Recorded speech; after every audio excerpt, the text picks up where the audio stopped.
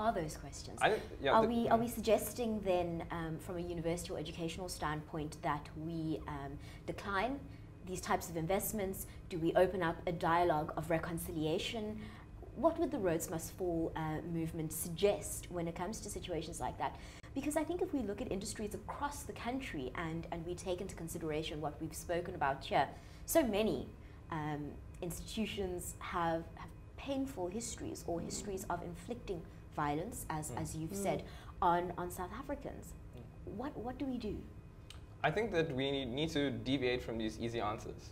You know, it's very easy to ask multinational corporations with Trojan horses to come and give you a building. That can happen tomorrow.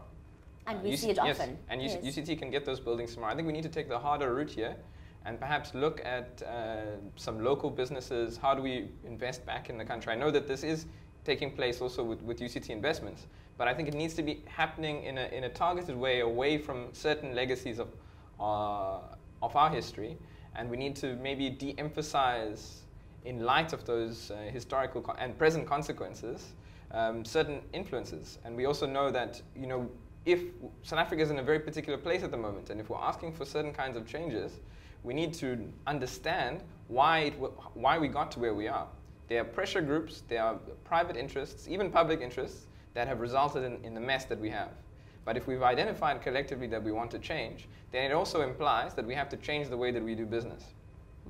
It implies that we have to change the way we fund things. And we're not calling for a divestment at this stage, because the unions, we need to make that clear, the unions for the mine, representing the mine workers, have not called for a divestment, so Rhodes Must Fall is not doing that. However, we want to send a clear message to UCT that should that happen, we are 100% behind them. And while we are investing in Lonmin, we want people to be aware. We've already been made aware that many of the staff members hadn't really thought about it, hadn't even considered. Yeah. These are the very staff members who are trying to push UCT to acknowledge the massacre of Marikana, which UCT has failed to do.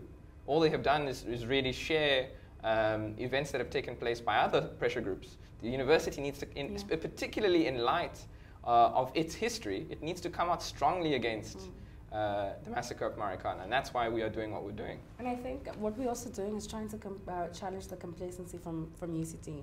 The past 3 years, UCT has not said or done anything to celebrate or to remember the miners of Marikana and to remember the people of Marikana, because the people are still suffering the effects of this massacre.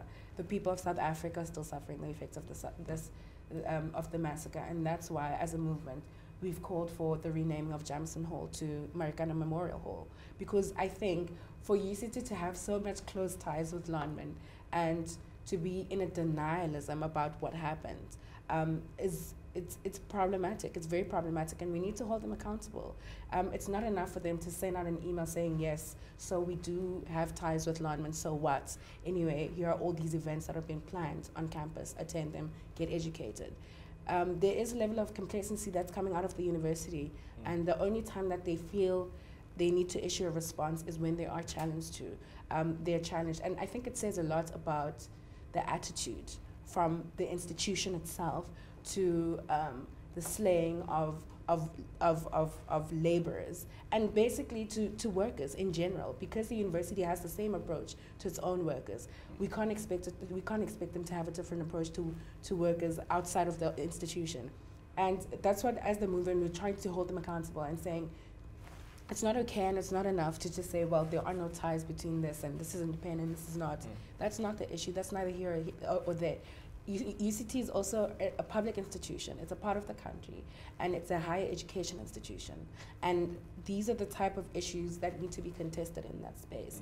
But if the university itself, the university management, and the whole institution has kind of a desensitized and very clinical approach to this, then we are at a danger of having history repeat itself, because we are in institutions that don't want to engage, because it compromises their standing, that don't want to engage because, well, we have investment here.